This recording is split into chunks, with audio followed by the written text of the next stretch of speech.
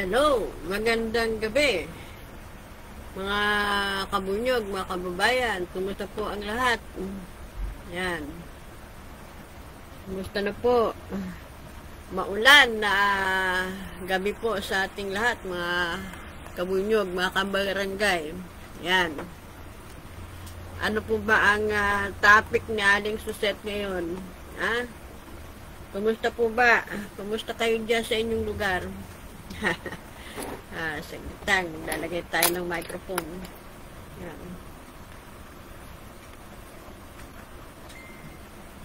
Patuloy pa na po ba ang pagbaha sa ating mga lugar, mga kabunyog, mga kababayan? Ha? Dito po sa amin, medyo mahina na po ang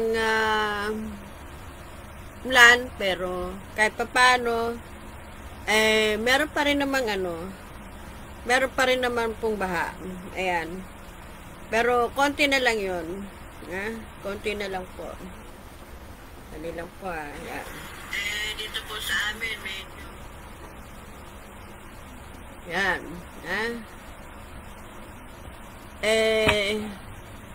kabuhayan, kalikasan, kabuhayan ng Maranita, kumusta na po? Kumusta na po ba ang ating mga madlang people? Dahil sa kalikasan, yung bagyo, marami po sa ating mga kababayan ay hindi nakakapasok dahil nga po doon sa pagbaha. Abay, kahit saan may baha no? Marami pong mga ngayon talagang umaasa sa ayuda no? Nag-aantay ng ayuda. Yung iba po ay nagagalit. Marami po sa ating mga kababayan ay galit. Lalo na po talaga yung mga naapektuhan ng baha, na sila yata hindi pa nakakarating yung ayuda na galing sa DSWD. Yung ayuda na galing sa LGU, mukhang meron pang mga kababayan natin naghihinanakit. Yan, kaya nga lang wala naman talaga tayong magagawa dahil unang-una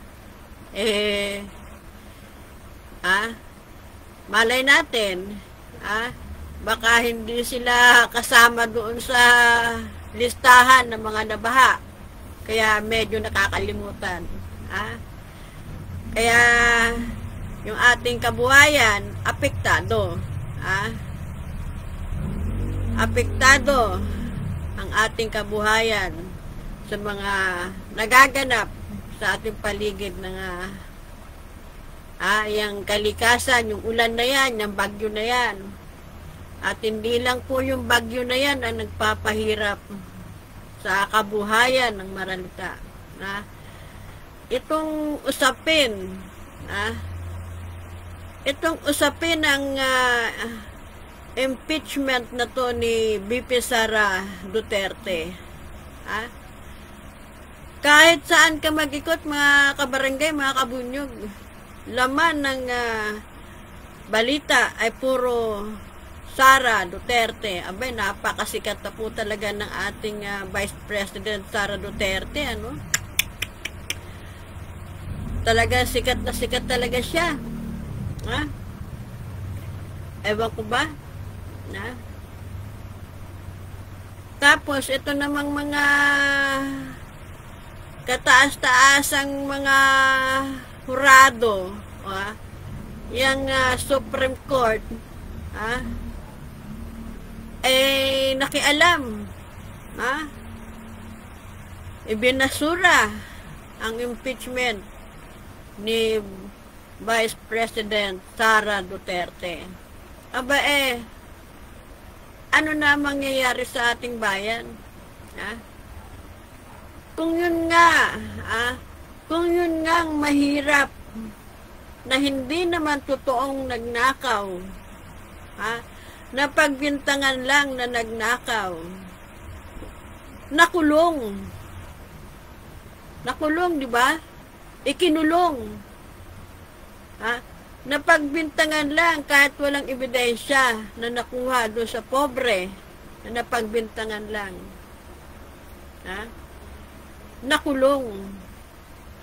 Pero bakit ito? Ha?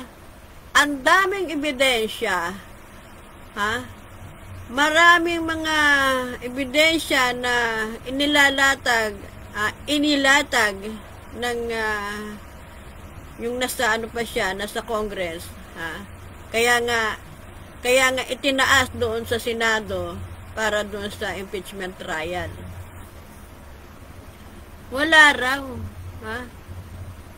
Wala raw sa Constitution. Ha? Tayo naman kasi hindi naman tayo masyadong nakakaintindi dyan sa mga Constitution na yan, mga batas-batas na yan, kasi hindi naman tayo abogado. Ha? Yun lang yung naririnig natin dyan. Yun yung ating inilalahad natin, yung katotohanan na katotohanang buhay. Bakit itong mga nasa gobyerno, bakit itong mga nasa gobyerno ay parang ano na sa kanila yung yung pagnanakaw? Parang legal na para sa kanila yung mangurakot sila sa kaba ng ating bayan. Pero sinasabi nga po natin, mga kabunyog, mga kabarangay, kapag tayo mga mahihirap, napagbintangan lang, wala namang ebidensyang sapat, walang paglilitis, ikinulong na. Ikinulong na agad. Hindi pa nga naimbestigahan. Ikinulong na.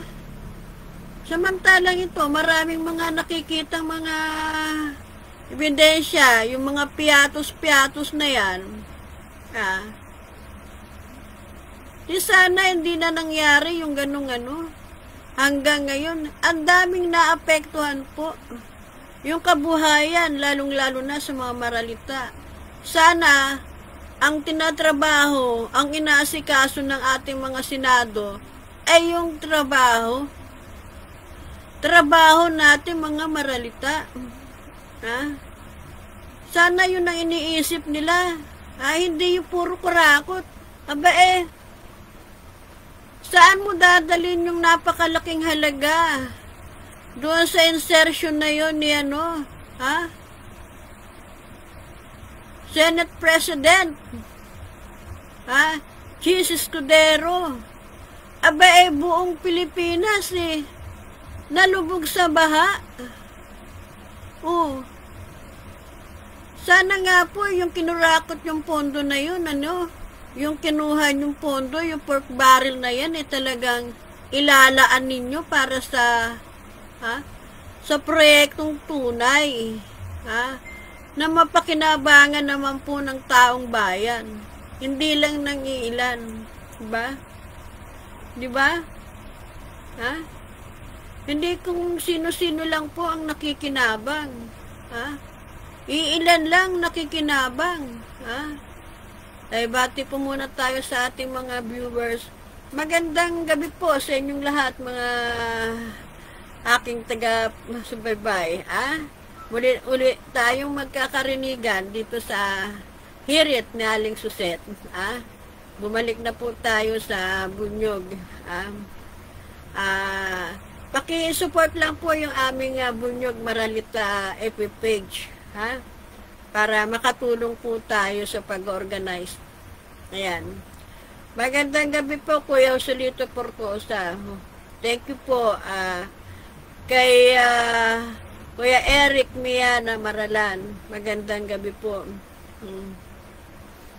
Kay Noah Stanborn. Magandang gabi po. Paki-ano lang po,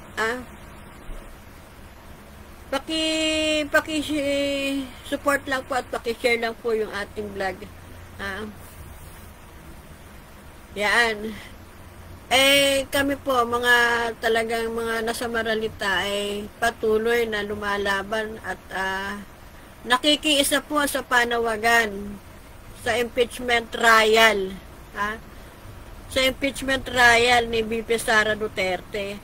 Abay, kung wala naman po siyang kasalanan, bakit naman siya mako-convict, di ba? Bakit po siya matatakot kung wala naman siyang kasalanan, di ba? Oh. Huwag siyang dapat matakot, ha? Kaya nga ako pa ulit-ulit ko sinasabi, kung kami mga Maralita, hindi pa man nauusig ng korte, hinatulan na. Kahit walang sapat na ebidensya, di ba? Di ba mga kabunyog, mga kabarangay, mga kababayan? Napansin niyo po ba yan? Napansin niyo po ba, halimbawa, dito sa mga lugar-lugar natin, napagtripan ka lang o may galit sa'yo isang tao, sabihin sa'yo, yan, si ano yan, ganito yan, magnanakaw yan, rapist yan, dahil naniwala naman yung pinagsumbungan mo, eto na, hinuli na, hindi mo ngayon alam kung ano kasalanan mo, bakit ka hinuli, nagnakaw ka rin. Asan ang ninakaw mo? Yun yung sinasabi na ano yung sinasabi na kahit walang ebidensya, binibigyan ng ebidensya, nilalagyan ng ebidensya para ano tawag nung sinasabi nila? Tinataniman ng ebidensya para makulong. Pero itong impeachment ni Vice Bepi, hindi siya tinaniman Siya yung nagtanim. Siya yung nagtanim ng mga ebidensya laban sa kanyang sarili. Kasi, hindi niya mailabas si Piatos. Napakasimple ng tanong, hindi masagot. O de, humaba, inabot na ng 1 taon na yata yung impeachment na yan. Mula pa nung Enero, ilang buwan na. Pero yung kabuhayan, tama nga yung sinasabi ng ilang senador, na dapat pagtuunan din natin yung kabuhayan ng ating mga kababayan. Lalong-lalo na ngayon, nasa krisis tayo. Dahil sa matinding pagbaha. Hindi po sapat yung ayuda Kasi ang ayuda, binigyan ka ng 5 kilong bigas, kung yung 5 kilong bigas na yun, 10 kayong kakain, sa isang araw, hanggang sa naabot yung 5 kilong bigas na binigay sa inyo. Paano yung pangatlong araw, pang-apat na araw? Wala, hindi sapat yan. Kung iisipin talaga ng ating gobyerno yung malasakit sa mga kababayan natin, tigilan niyang rehabilitasyon ng na yan, ng mga karagatan na yan. Ginagawang lupa ang karagatan. Diba? Ginagawang lupa yung karagatan na yan Ano nangyari tuloy sa atin ngayon? Yung mga na yan, yung mga dinadaanan ng tubig, ay wala nang malusutan. Wala nang malusutan, wala nang madaanan yung tubig sa pumupunta. Diyan, sa kalsada, sa atin, lahat. Ang balik. Kami po ang mga mahihirap ang nagdurusa lalo. Mabuti pa kayong mga mayayaman kayo. Marami kayong negosyo. Kahit isang taon kayong bahain, hindi kayo magugutom. Kami, isang araw lang kaming mawala ng trabaho. Marami ng gutom. Tapos yung impeachment trial na yan, pinatatagal nyo pa, binibitin nyo pa. Kaya pala itong si Escudero, walang kibo, walang kibo, kasi ang laki pala nung kanyang nakupit na budget. Kupit ang tawag doon eh, yung insertion na yon. Ha, hindi alam. Ang nakakaalam sila lang. Ha. Ay, magandang gabi sa iyo, Kabunyog Ramon. Kumusta po dyan sa Caloocan? Nanonood din po sa atin yung ating Secretary General. Magandang gabi po. Ayan, ha? Kawawa talaga tayo, ha? Kawawa ang Abang Maralita. Patuloy ang usapin ng impeachment na yan. Ha? Hindi makumbik-kumbik. Ha? Ituloy na yung impeachment trial. Ha? Para matapos na, kung walang kasalanan, humarap. Ha? Makukumbik ka ba kung may kasalanan ka? Ay, kung wala kang kasalanan? Siyempre, makukumbik ka kung may kasalanan ka. Ha? Wala.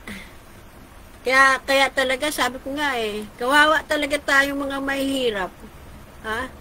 Laging ang mahihirap ang tinatamaan pagdating sa mga ganyang no? Ang mga mayayaman, milyon-milyon ang ninanakaw, pero wala pang nakukulong. Pero ang mahirap, pag nagnakaw ka na isang basket na mangga, kulong ka dahil lang sa kahirapan, dahil lang sa gutom ka na. Nagnakaw ka na 100 piso, kulong ka. Samantalang sila, milyon-milyon mga ninakaw, hindi nakukulong. Nasaan ba ang batas ng ating bansang Pilipinas? Ha? Pagtuunan nyo naman po ng pansin na kabuhayan ng ating mga maralitang kababayan. Ha? Hindi po sapat ang ayuda. Hindi sapat yan, tupad-tupad na yan. Trabaho. Permanenteng trabaho ang kailangan natin. Ha? Yan. Yun nga po, magandang gabi kay Kuya Rob River, Cabardo Arado. Yes po. Ba? Wala talagang katahimikan yan hanggat hindi siya sumasagot. Eh, mga rin naman itong mga Supreme Court na to eh. Magkano ba? Ha? Sabi nila, ang tanong, magkano ba ang tinapal sa inyo? Ha? Wala. Wala. Lahat ng kahirapan, ha? Ang maralita ang nagdurusa. Lahat ng ginagawang korupsyon ng mga nakaupo dyan sa gobyerno, sa Kongreso, sa Senado, at kung saan-saan mga departamentong mga kurakot, tayo mga maralita ang nagdurusa. No?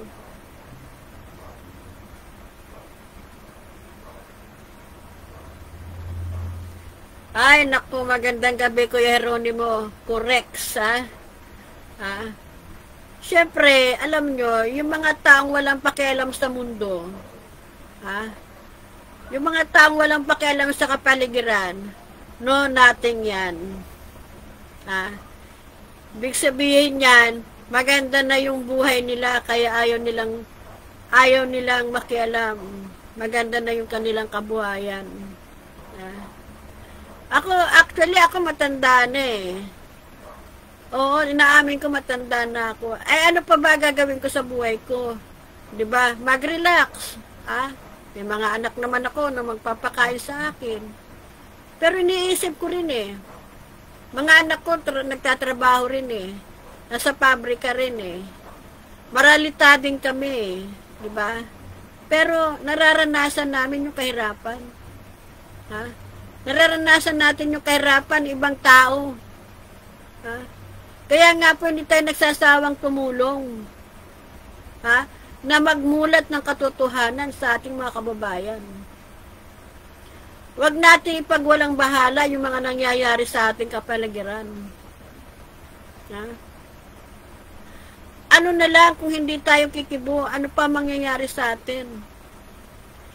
Masalamat nga po kayo dahil kahit lola na ako eh. Ha? Kahit lola na ako, ito pa rin ako eh. Gusto ko rin talaga makatulong sa ating mga kababayan. Imulad yung kaisipan nila. Diba? Pag mumulat, magising sa katotohanan yung ating mga kababayan. Ha? Maraming api. Pero, sino magtatanggol sa mga taong naapi? Diba? Tayo ang api. Sino ba magtatanggol sa atin? Eh sila-sila lang nagkakampihan. Ha?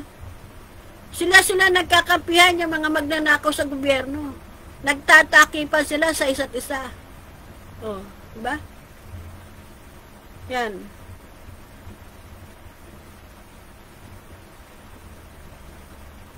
Ano yun? Sa amin hindi pag may kawat di kami tatahimik. Ano yung kawat? Kawat. Salitaan po yan. Kawat.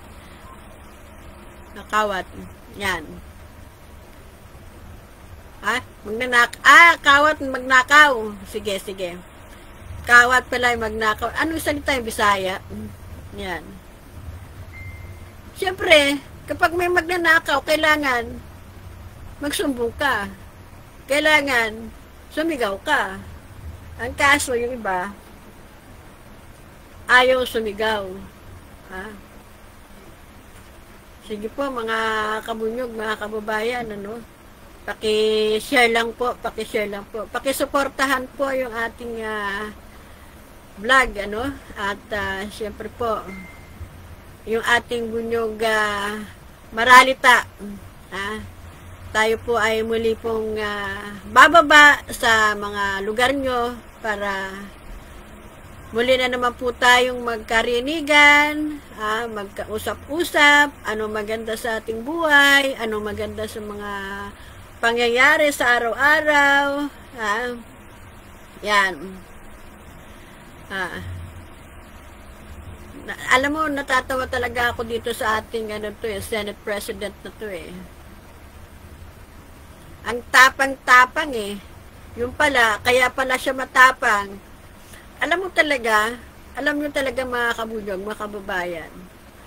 Kaya ganyan na lang ipagtanggol. Kaya ganyan na lang ipagtanggol. Si BP Sara, nitong mga to. Kasi ayaw nilang mabuking yung kanilang ginawa. Diba? Ayaw nilang mabuking yung insertion na 142 billion ni Chisholm Escudero. Ayaw nilang pag-usapan. Yung mga ano nila yun.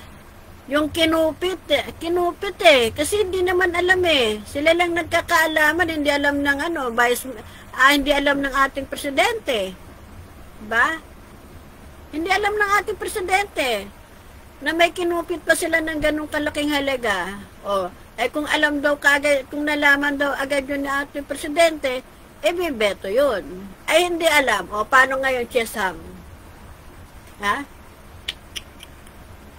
Di bali sana kung yung kinupit ninyo ay mapupunta sa aming mga mahihirap. Talagang ika nga, gagawin nyo ang lahat para pigilan yung baha. Diba? Yan. Kaya kami po ay hindi naman hindi po kami, aktivista tayo, pero hindi naman tayo ganun kaano. Ang inaano lang natin, yung totoo, di ba? Kasi, ang po ng bunyog, kapag totoo, at para sa bayan, ipaglalaban natin yan. Paglalaban natin, ipagtatanggol natin yan, pag totoo at para sa bayan. Pero kung tiwali, pag tiwali, ay ating nilalabanan. Ba? Ayaw natin sa mga tiwali. Yan po ang prinsipyo ng bunyog pagkakaisa party. Prinsipyo. Ang dami nga pong nagano eh. Wala. Pagtiwali at mali, dapat tayong mag-ingay. Labanan natin yan. Huwag nating payagan yung ginagawa nilang katiwalian sa gobyerno, dahil ang apektadong lalo ay tayong mga maralita, di ba? Tayong maralita ang apektado. Yung mga mayayaman, wala yan, hindi nila mararamdaman yung hirap dahil marami silang pera, may mga negosyo sila. Kung yung mga nagko-comment diyan na walang pakialam, walang pakialam, ayaw nila na mag-ingay, ayaw nila na aktivista, ay ang ibig sabihin yan, maganda ang kanilang kinalalagyan na kabuhayan. Yun lang. Yun lang po. Sige po, mga kabunyog, mga kababayan. Ito po, muli, ang hirit ni Aling Suset. Magandang gabi po sa inyong lahat. Paki-share lang po, mga kabunyog, mga kababayan, nung aking vlog at suportahan niyo po ang Bunyog Maralita Party. Maraming salamat. God bless you all.